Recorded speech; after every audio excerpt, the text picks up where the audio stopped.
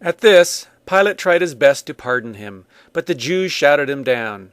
"If you pardon this man, you're no friend of Caesar's. Anyone setting himself up as king defies Caesar."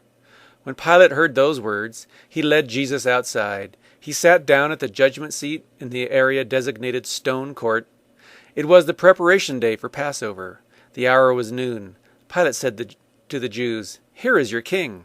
They shouted back, "Kill him! Kill him! Crucify him!" Pilate said, "I am to crucify your king?" The high priest answered, "We have no king except Caesar." Pilate caved into their demand. He turned him over to be crucified. The soldiers assigned to the governor took Jesus into the governor's palace and got the entire brigade together for some fun. They stripped him and dressed him in a red toga.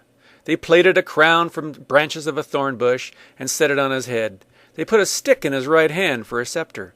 Then they knelt before him in mocking reverence. "Bravo, King of the Jews," they said. "Bravo."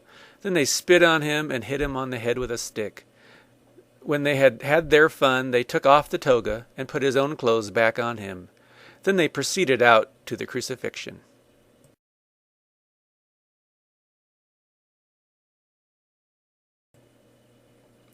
While the soldiers were looking after themselves, Jesus' mother, his aunt, Mary the wife of Cleopas, and Mary Magdalene stood at the foot of the cross. Jesus saw his mother and the disciple he loved standing near her. He said to his mother, "Woman, here is your son." Then to the disciple, "Here is your mother." From that moment the disciple accepted her as his own mother. There was a man walking by, coming from work, Simon from Cyrene, the father of Alexander and Rufus. They made him carry Jesus' cross. This one's called Veronica Wipes the Face of Jesus.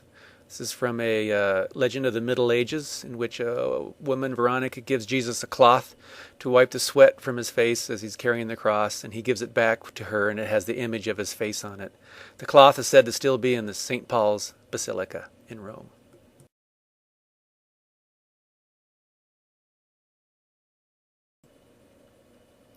A huge crowd of people followed, along with women weeping and carrying on. At one point Jesus turned to the women and said, "Daughters of Jerusalem, don't cry for me. Cry for yourselves and for your children.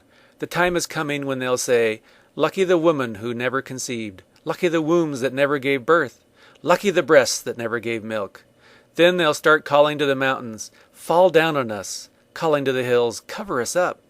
If people do these things to a live green tree, can you imagine what they'll do with dead wood?"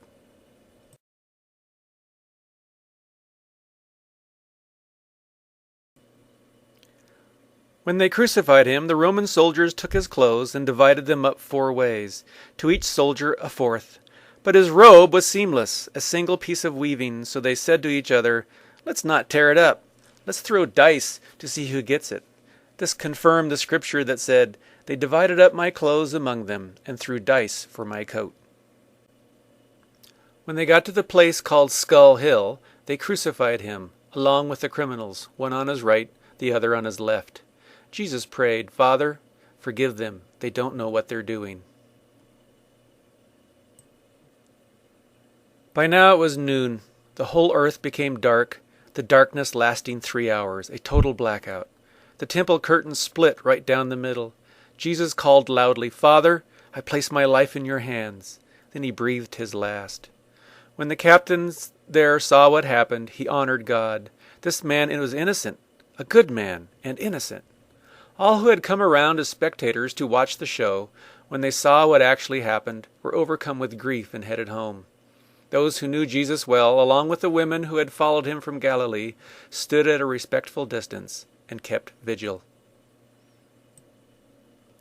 After all this, Joseph of Arimathea, he was a disciple of Jesus, but secretly, because he was intimidated by the Jews, petitioned Pilate to take the body of Jesus. Pilate gave permission, so Joseph came and took the body. Nicodemus, who had first come to Jesus at night, came now in broad daylight, carrying a mixture of myrrh and aloes, about 75 pounds. They took Jesus' body, and following the Jewish burial custom, wrapped it in linen with the spices.